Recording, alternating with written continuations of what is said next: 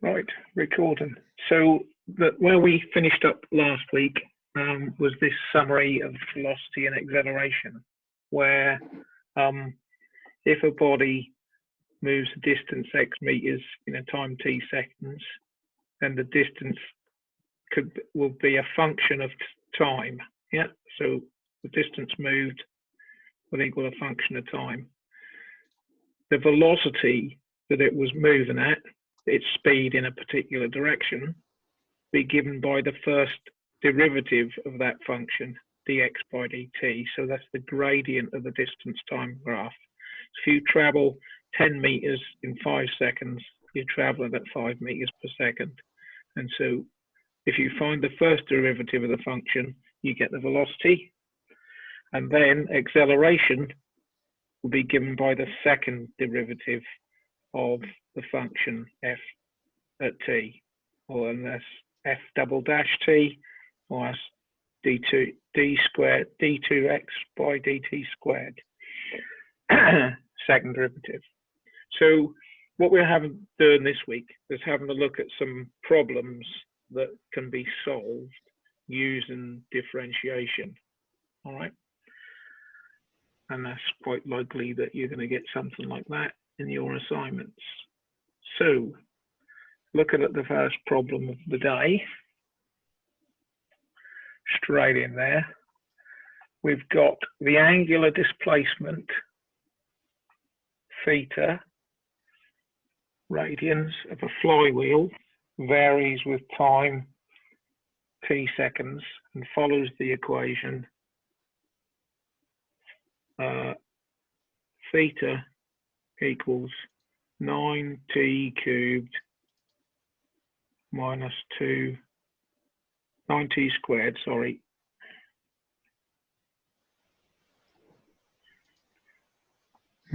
t squared minus 2t cubed. Yep. And if it's angular displacement, we'd have that angular displacement in radians. So it's a flywheel turning like so, and it moves 9t squared minus 2t cubed radians. Yeah, that's how it moves. Now, determine A, the angular velocity and acceleration of the flywheel when time is equal to 1 second, and find the time when the angular acceleration is 0. Okay, so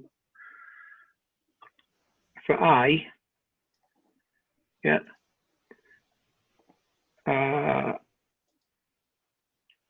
velocity is equal to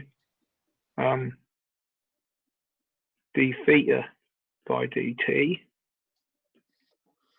So we've got to differentiate this function. So when we differentiate 9t squared, how do we do that?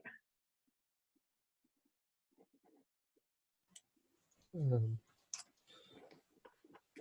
haven't got that table.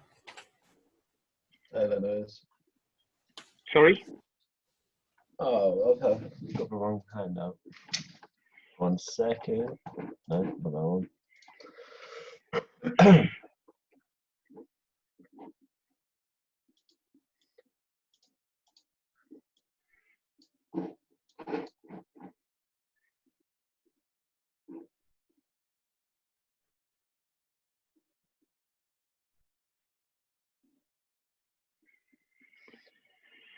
If you remember, we bring the 2 down and multiply.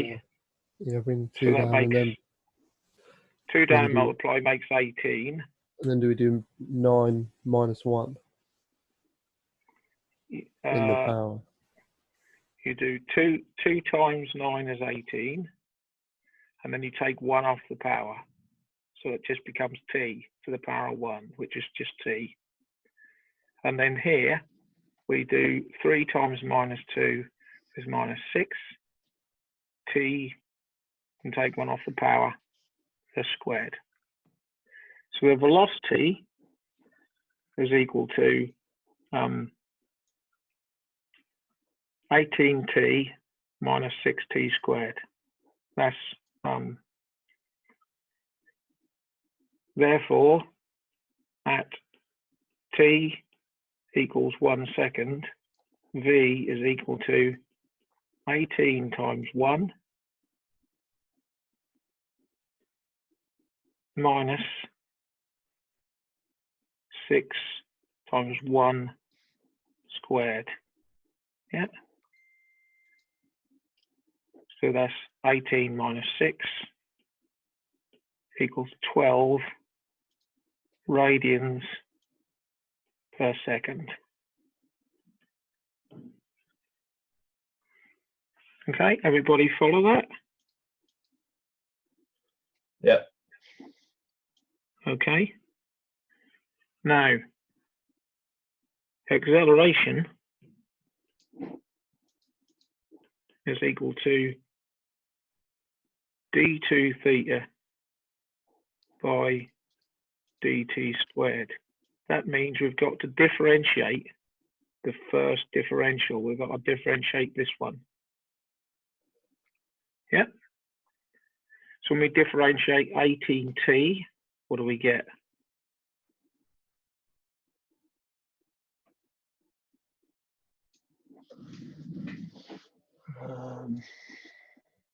What's the power of t in 18t? 1. Yeah, so 1 comes down and multiply 18. And the index becomes 0. And any number to the power of 0, t to the 0 is just 1. So when we differentiate a function where the power of the variable is 1, the variable disappears. We just have a constant. Yeah. And when we differentiate minus 6t squared, we get 2 times minus 6 is minus 12t. Okay. Yep. Yep. Therefore,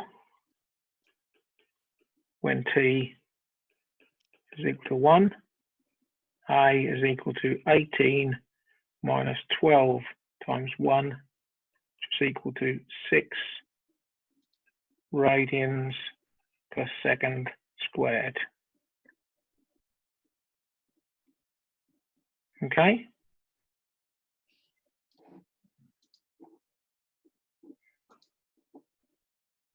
Yep. Everybody happy with that? Happy as Larry. Right. Just going to take this acceleration one onto a new page.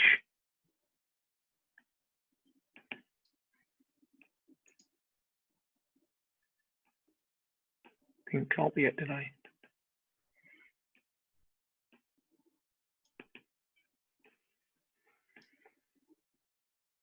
Now B is find time when acceleration is equal to 0. So what we do is we set this equal to 0. So therefore 18 minus 12t is equal to 0. Add 18 to both sides, so we can say no, hang on, I'm going to do it different. If we add 12t to the other side, we end up with 18 is equal to 12t. Yeah, we got rid of the minus sign now. T is equal to 18 over 12, which is 1.5 seconds. Okay. So in summary, we've taken our function for the position at time t, that's 9t squared minus 2t cubed radians. That's radians because we're talking about angular displacement. We've differentiated that once to get an expression for the velocity, and that will allow us to find the velocity at a given time. We've then differentiated again to find the second differential. That gives us an expression for the acceleration, yeah, and then we can put a time in and get the acceleration at a particular time. And then we've set the acceleration equation equal to 0 to find out the time when the acceleration is at 0 radians per second squared. Okay, all happy with that? Oh, yes. Good. Right. The other thing that can be useful is finding Turnin points in a function. So determining where there is a maximum or a minimum. So here there's a maximum value, a local maximum.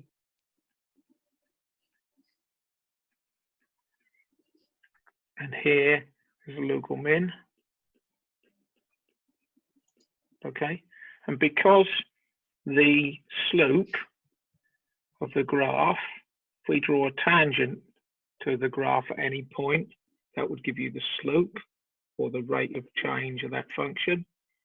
Okay, but where there's a maximum or where there's a minimum or where there's a point of inflection, the slope of the graph, slope of the tangent at that point is equal to 0. So this enables us to determine whether a point is a maximum or a minimum. So if we look at this, just let me rub my line out there. Okay, if we look at that tangent at point P, it's horizontal. So we could find that point, we could find the X and Y values at that point. But the way we find whether it's a maximum or a minimum is to look either side, because either side of a maximum, if we look either side, the slope before a maximum is positive and after is negative. If we look at a minimum, the slope before it is negative and after it is positive. So the process is to find the point and then look either side to find out whether that's a minimum or a maximum or a point of inflection. On the next page, if we look at a point of inflection, the one on the left here, the slope is negative before and after, and then we got this type of inflection where it's positive before and positive after. So where the slope changes from, for example, positive to negative or negative to positive on a maximum and minimum, on a point of inflection, you get either both negative or both positive. Everybody happy with that? Oh, yeah. Now there actually is, okay, we've got the procedure for finding, distinguishing between Turnin points. So first we find the X and Y values at the Turnin point. So we've got our function, f of x. We determine dy by dx, or the first derivative. Then we let dy by dx equal 0, because we're looking for a minimum, a maximum, or a point of inflection, and then all three of those, the dy by dx would equal 0. and we solve it for any values of x that we're interested in. Okay, then we substitute the value of x into the original equation to find the corresponding y. So we end up with one or more pairs of xy coordinates. Yeah. Yep. All happy with that? So we find a function for find the first derivative, set that equal to 0, find values of x and values of y. That'll be where there's minimum and maximum points. Okay. Then what we do is we have two options. We can determine the sign of the gradient just before and just after, like I was just explaining to you. So if you're, what we're saying here is if you've got a set of xy coordinates that equal, let's say 1, x is what you've got, that means we've got a turning point at 1, x is equal to 1, y is equal to 2. So we look at the point, let's say, where x is equal to 1.1 and where x is equal to 0.9, and we find out whether this goes from positive to negative or negative to positive, or it stays the same in either direction. Positive to negative would indicate that at 1, 2 we've got a maximum. This, if it's negative before and positive after, it will be a minimum. And if we've got either of these two, we've got a point of inflection.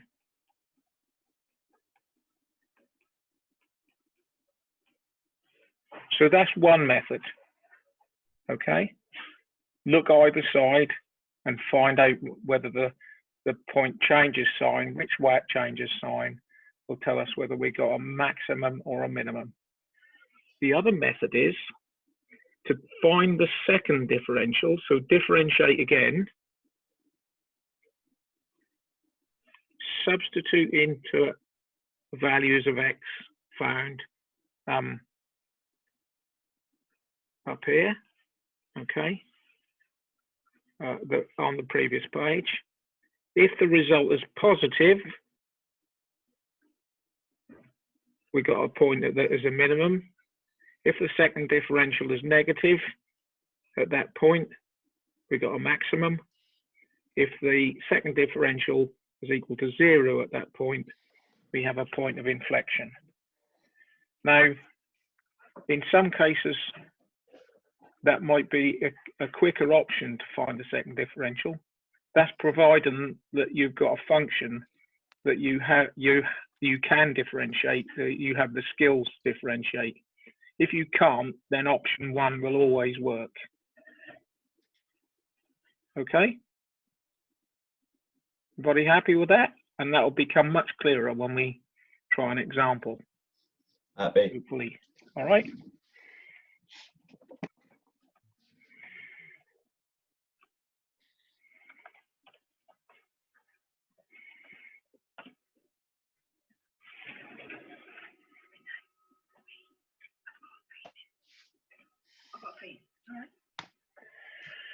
Right, gentlemen. Next page.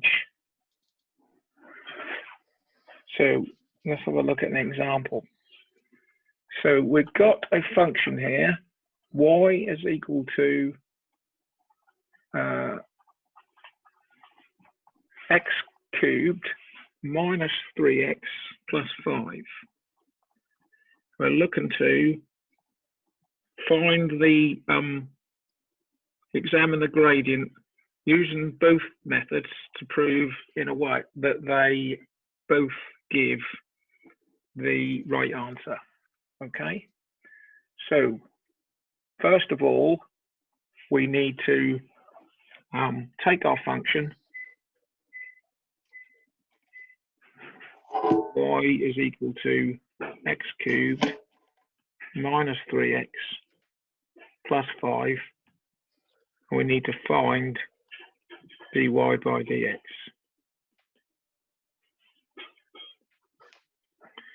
So differentiating x cubed, what do we get?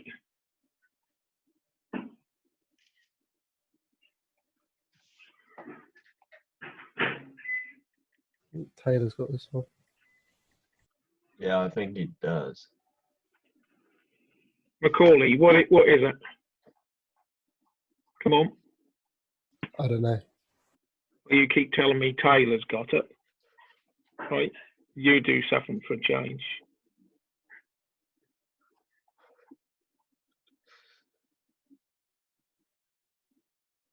The 3 comes down and multiplies. Multiplied Take by 1 off 1. the index. Yeah. This becomes 1 times minus 3. X disappears. Constants disappear altogether. Yeah. So the first differential is 3x squared minus 3. Yeah.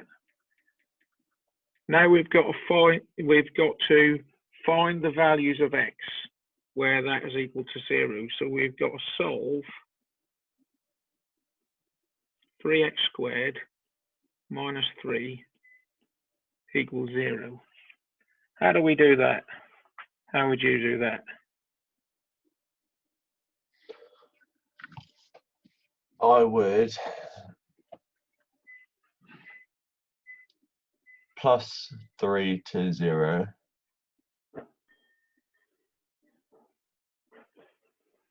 Yeah, so you're going to go like this. You're going to go minus plus 3 equals 3x squared. Yeah. Yeah. And then I would get rid of the squared by square rooting. Why wouldn't you divide by 3 first? Because Macaulay told me to. Divide by 3 and then square root.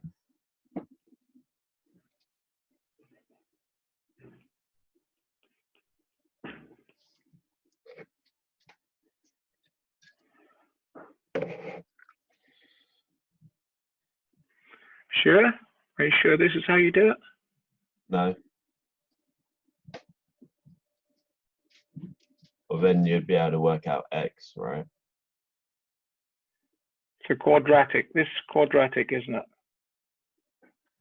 It's in the form ax squared plus bx plus c, but this term is equal to 0. So how do we solve those? We're going way back now.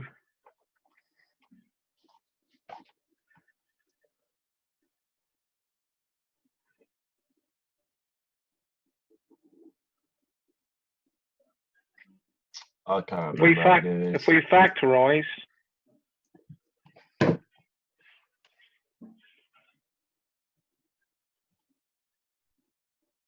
how do we do that? 3 and 1. Yeah. We need to put a number in here and a number in here so that when we multiply them together, they make minus 2, 3.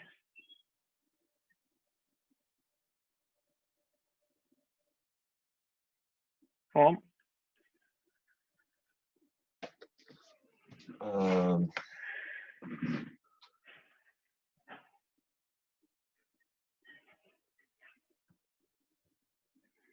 3x times x would make the 3x squared. Minus 3. Yeah. And I got to multiply together to make minus 3 and add to make 0. Minus 3.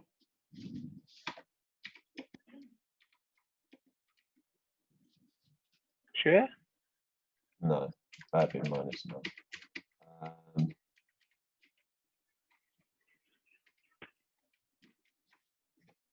Back in the business. Got it.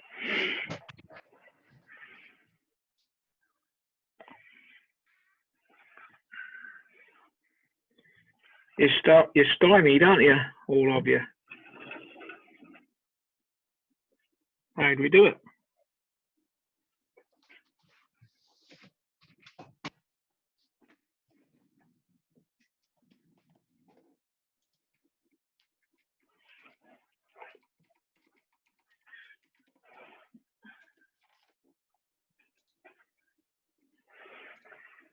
Da, da.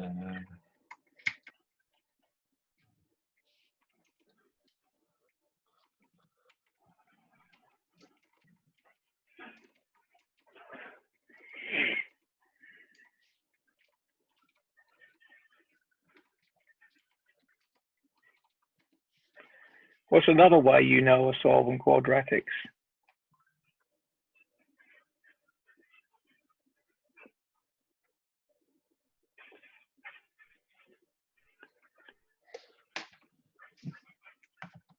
Can't really remember.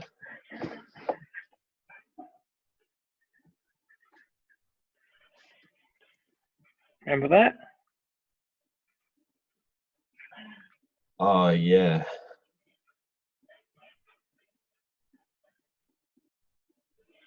Yeah. So that's -0 plus or minus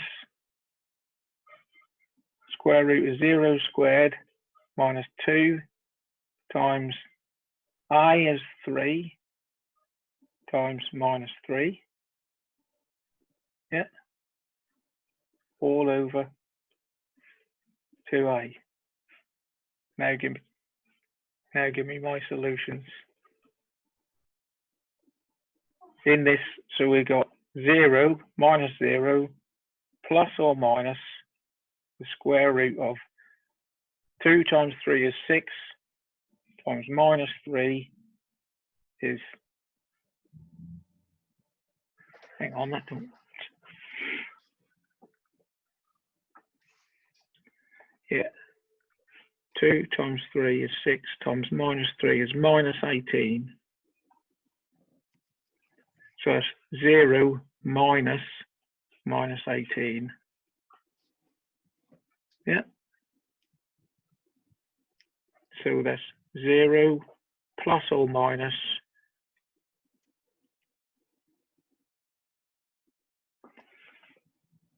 square root of 18 over 6.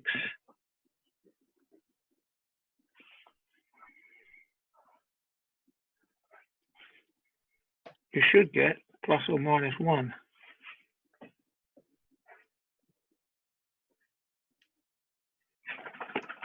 If I've done it right. I don't think I got that.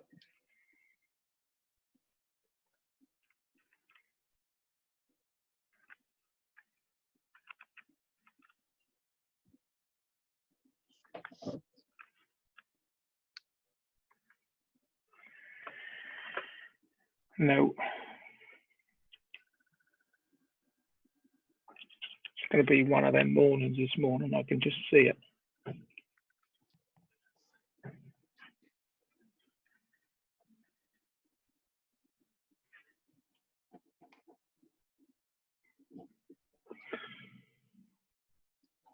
When the night has come and the land.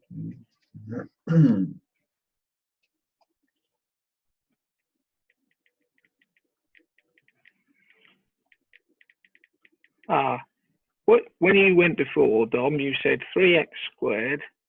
If we add 3 to both sides, we get 3. Yeah. Yeah. Then divide by 3, we get x squared is equal to 1. Yeah. Therefore, x is equal to √1, which is plus or minus 1.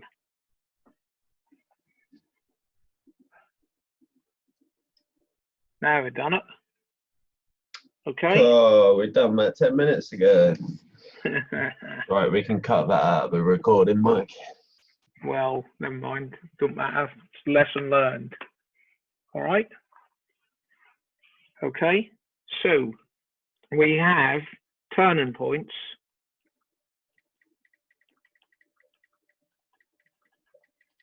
at x is equal to 1 and x is equal to -1. So now what we've got to do is find the y points at those two x values. So we do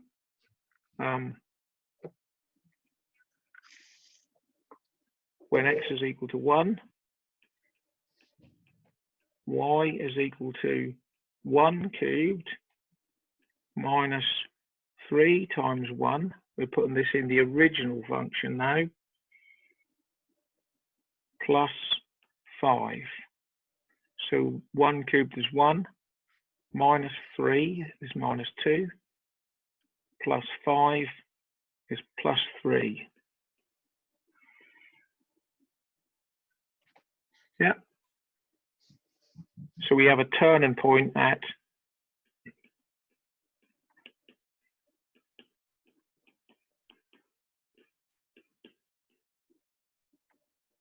x is equal to 1, y is equal to 3. And then the second one, when x equals -1, y is equal to -1 cubed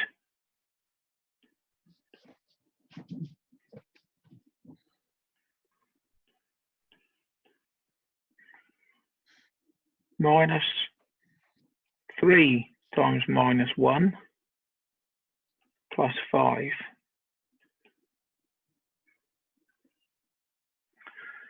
That comes to 7. So we've got another turning point at -1, 7. Okay. At this stage, we know they're turning points, but we don't know whether they are minimum or maximum. Yep. So we got over here at 1, 3. So if we look at x is equal to 0.9, y is equal to 0.9 cubed minus 3 times 0.9 plus 5. You put that in your calculator.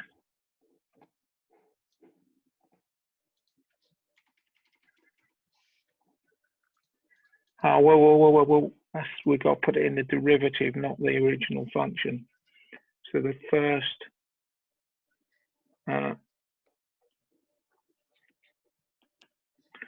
derivative was dy by dx. That was 3x squared minus 3. So that's 3 times 0.9 squared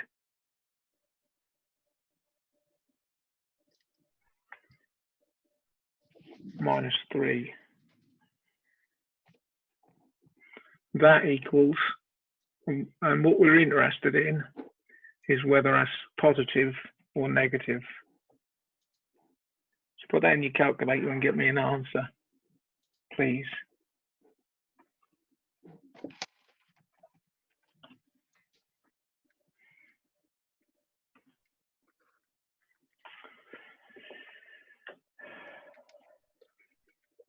$5.43. 5.43. Now look where x is equal to 1.1. So we look at dy by dx is equal to 3 times 1.1 cubed, that's squared, sorry, minus 3. 0.63.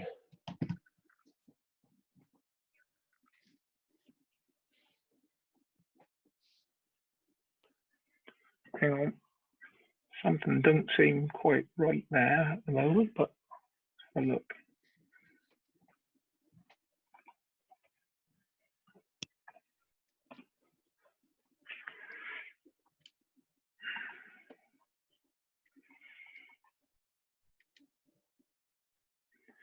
Three times 0.9 squared minus 3.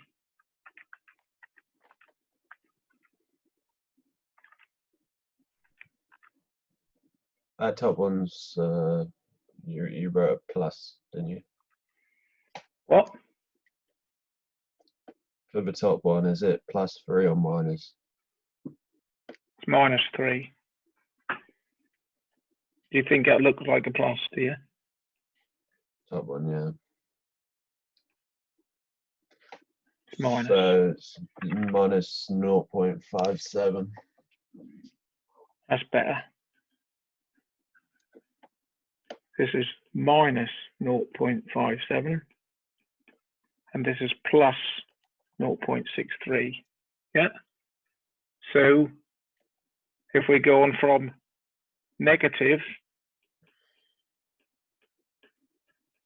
to positive, it must be minimum.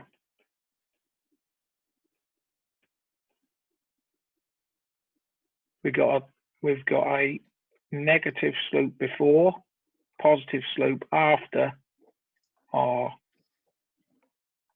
turning point, therefore it must be a minimum.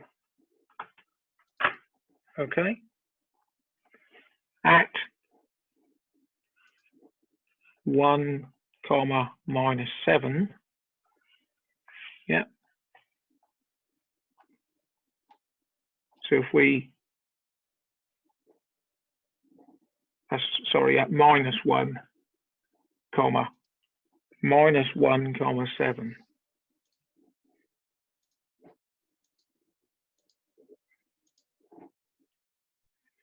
dy by dx. So let's look at minus 1.1.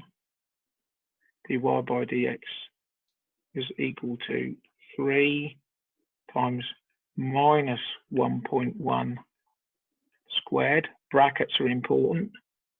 Minus 3.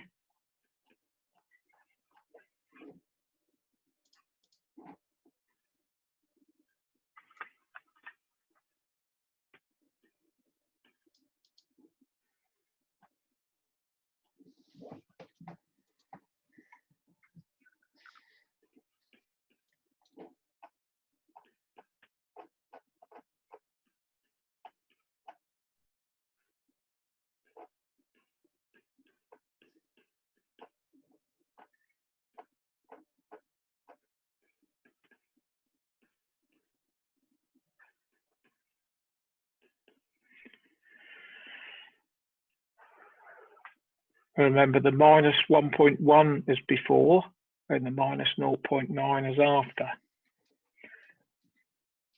So what are the first one equal? 3 and 1.1 minus 1.1 all squared minus 3. I make that 2.88. Positive, in other words, and 3 times minus 0.9 all squared minus 3 equals minus 0.57.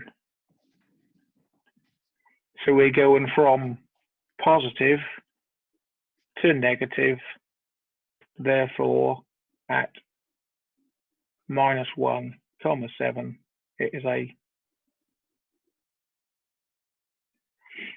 maximum.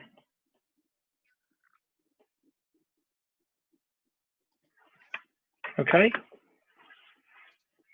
everybody happy with that? Can you hear me? For that first one, I didn't get 2.88. I got 0.63. Did you put the brackets in? Yeah. 3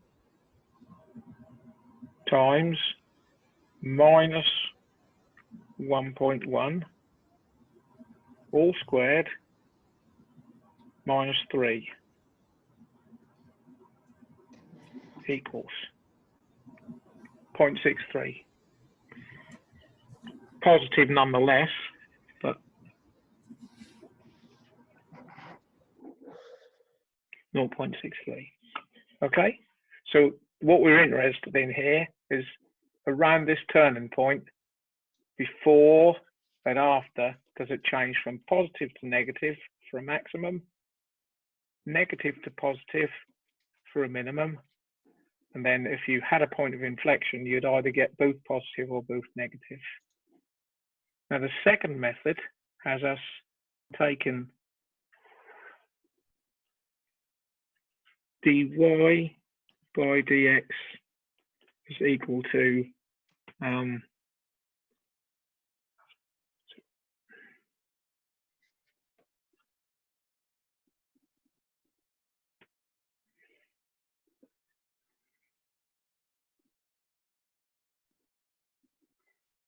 dy by dx is equal to 3x squared minus 3 .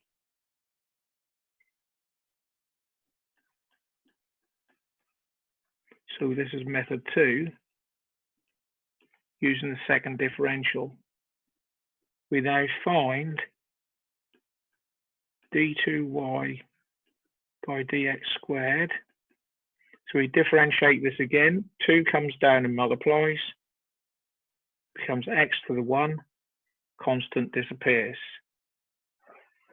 Okay, so the second differential is 6x. Then we say when x is equal to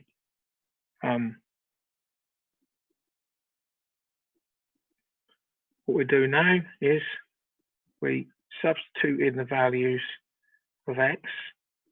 So when x is equal to 1, d2y by dx squared is equal to 6. It's positive when x is equal to -1, d2y by dx squared is equal to 6 times -1 is -6. It is negative. So looking back at the rules, if the second differential is positive, it's a minimum. If the second differential is negative, it's a maximum. So positive equals minimum.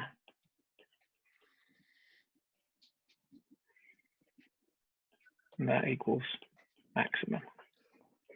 So there are the two methods that you can employ to determine, well, the first part of the method is to determine the coordinates or the point where the function is equal to 0. That means we've found a minimum, a maximum, or a point of inflection. And then we've got two different methods of finding out the nature of that local minimum or maximum or point of inflection. That's looking either side of the x values or finding the second differential and looking at its sign. Okay. So have a go at that problem. The equation theta is equal to 10 pi plus 24t minus 3t squared gives an angle theta in radians. through which a wheel turns in t seconds. Determine the time when the wheel takes to come to rest. The angle turned through in the last second of movement. Okay, and there's your answers in brackets there. So start having a go at that. Okay, so the issue here is you've got an equation for this displacement, theta is equal to. If you find the first differential, you'll have the velocity. And to find out when it comes to rest, you have to find where the velocity is equal to 0. All right? And then the angle moved, turned through the last second of movement will be found by saying how far it's moved in 1 second. All right?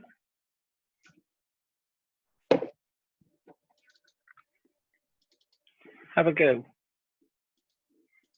See if you can make a start. I'm not expecting you to be able to finish that one, but make a start and see what you can do.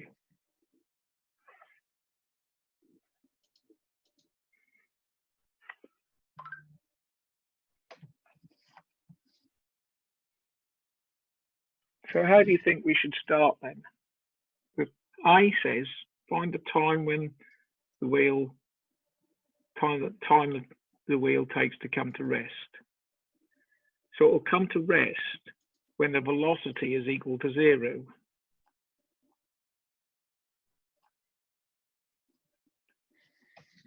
So rest is when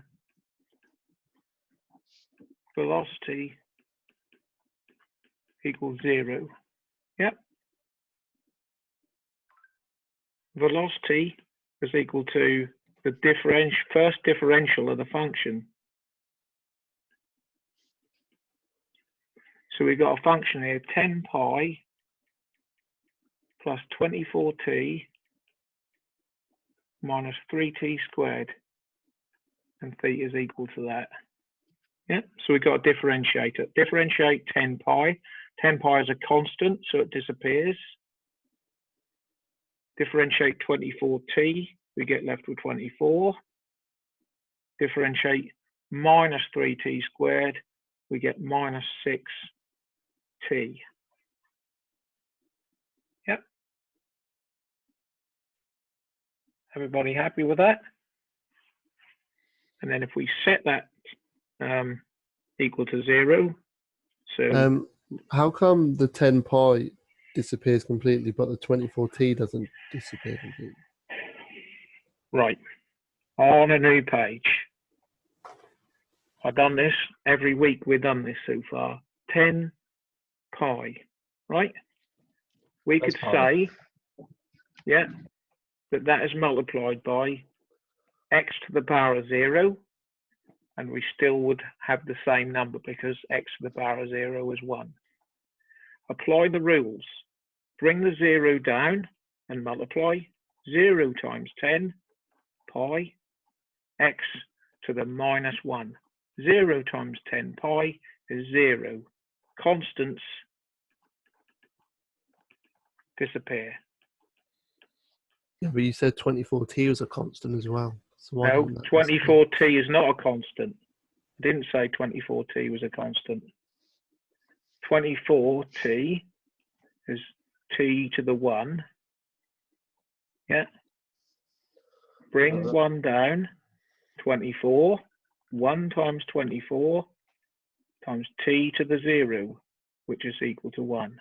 So 1 times 24 times 1 equals 24. Follow or not? This is a constant, but that's the variable. T is the variable here. All right. All right, Macaulay.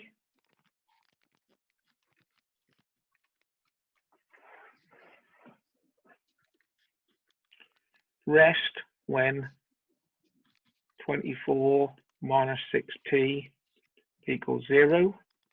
So we rearrange that to find the time. So 24 equals 6t, t equals 24 over 6 equals 4 seconds. So the wheel comes to rest after 4 seconds. Okay?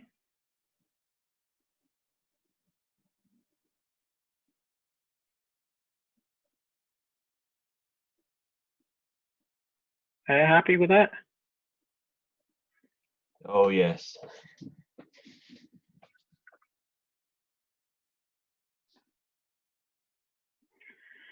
So this B it's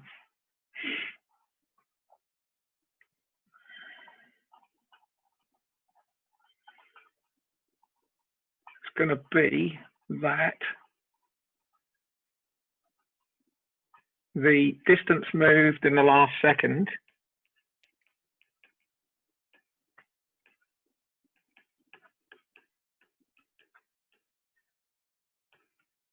will equal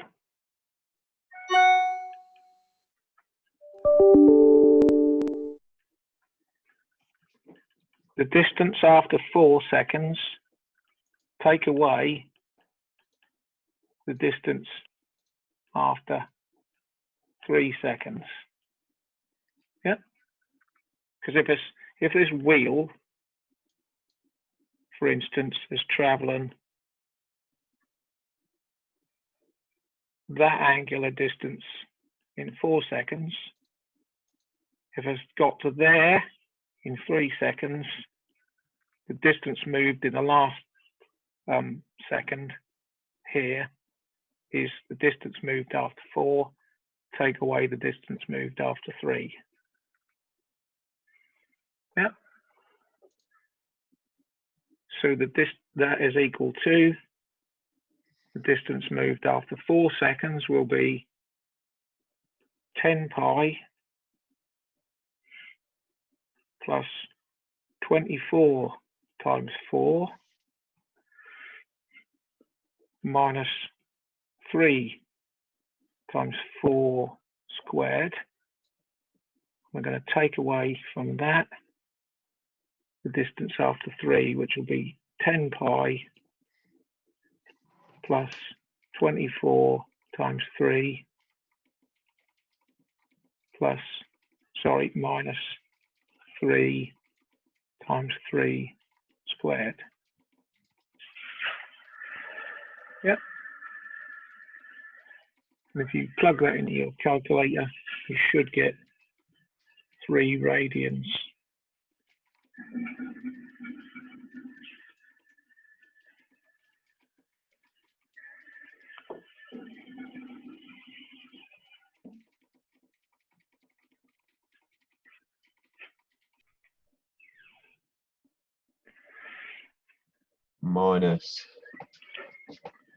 Minus, yeah.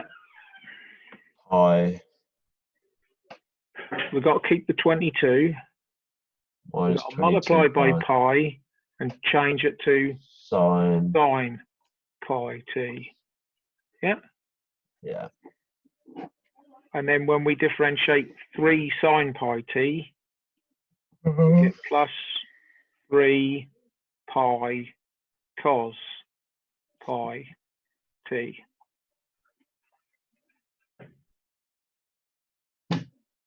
Yeah. Banging. Therefore, we can simplify that a little bit. The velocity at time t is equal to pi brackets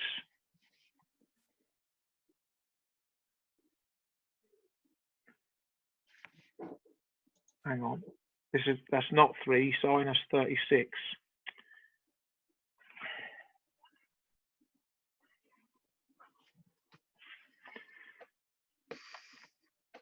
Someone didn't spot my deliberate mistake that time.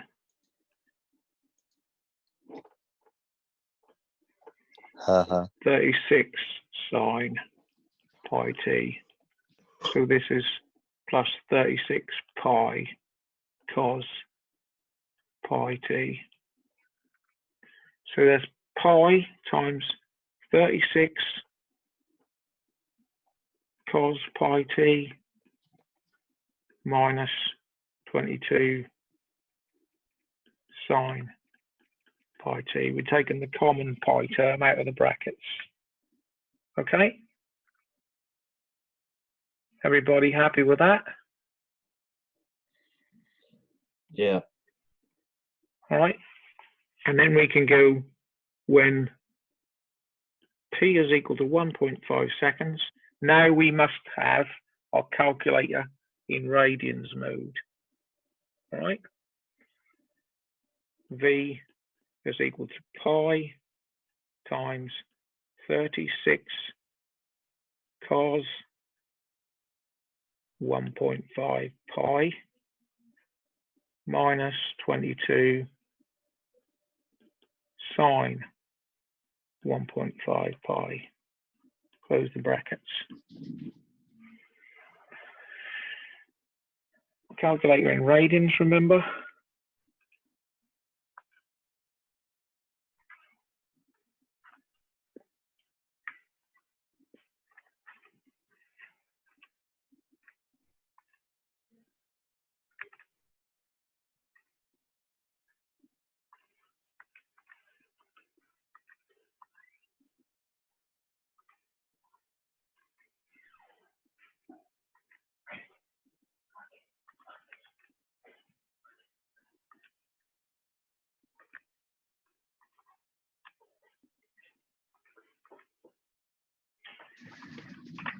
I get 22 pi, 69.1.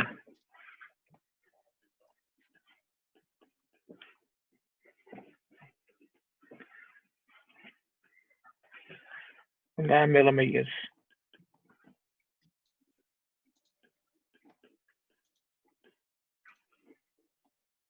So if you get a question in your assignment and there are units involved, you must make sure that you use the right units. 69.1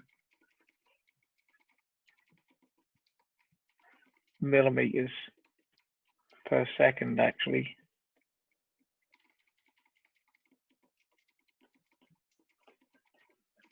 It's velocity. Yeah. Okay. Everybody happy with that? So that's part A.